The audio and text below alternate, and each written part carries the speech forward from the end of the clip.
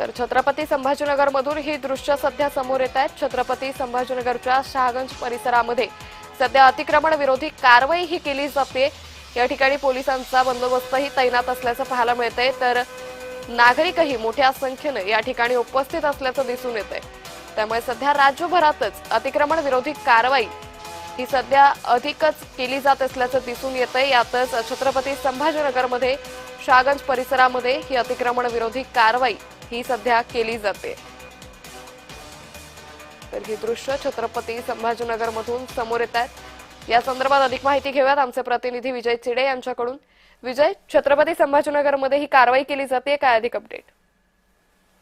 नक्कीच अंकिता, जर पाहिलं तर महानगरपालिकेच्या निवडणुकीपूर्वी छत्रपती संभाजीनगरमध्ये महानगरपालिकेकडून अतिक्रम हटाव जी आहे ती मोहीम सुरू करण्यात आली होती। मात्र मध्यंतरी ही मोहीम जी आहे ती थंडावत पडल्याची पाहायला मिळाली होती। अनेक भागांमधील जे आहे ते अतिक्रमण महानगरपालिकेने काढले होते। आता पुन्हा आजपासून शहागंज परिसरामधील अतिक्रम जे आहे ते दुरुस्त करण्यात आता महानगरपालिकेने सुरुवात केलेली आहे। आज सकाळपासून जर पाहायला गेलं महानगरपालिकेच्या आणि पोलीस प्रशासनाच्या ठिकाणी मोठा बंदोबस्त ठेवलेला आहे, कारण मागील गेल्या काही काळापासून जर पाहायला गेलं तर अतिक्रम हटवण्यामुळे मोठा राडा जो आहे तो छत्रपती संभाजीनगरमध्ये होत होता। त्यामुळे या ठिकाणी काही अनुचित प्रकार घडू नये यासाठी महानगरपालिकेने आता सीआरपीचं तुकडी जी आहे ती देखील या ठिकाणी ठेवलेली आहे आणि छत्रपती संभाजीनगरच्या शहागंज परिसरामध्ये सध्या आता अतिक्रम हटाव मोहिमेला प्रशासनाच्या वतीने सुरुवात करण्यात आलेली आहे। मात्र या अतिक्रमण विरोधी कारवाईला नागरिकांनी काही विरोध केलाय का, किंवा त्यांच्याकडून या सगळ्या कारवाईला पाठिंबा दिला जातोय?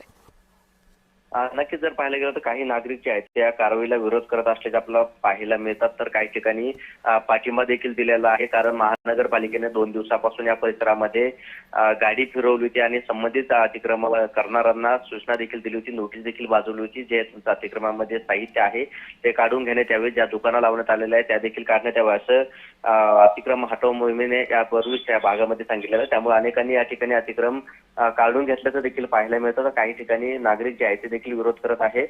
मात्र सध्या जर पाहायला गेलं तर शहागंज परिसरामध्ये अतिक्रम हटव मोहिमेला सुरुवात झालेली आहे। विजय, संभाजीनगर मधला असला कुठला परिसर आहे जो अतिसंवेदनशील आहे, जिथे अतिक्रमण विरोधी कारवाई करण्यात आली तर तिथे मोठ्या प्रमाणात तणाव निर्माण होऊ शकतो? नक्कीच जर पाहिलं तर गुलमंडी परिसरामध्ये जे आहे मोठ्या तणाव या भागात असतो।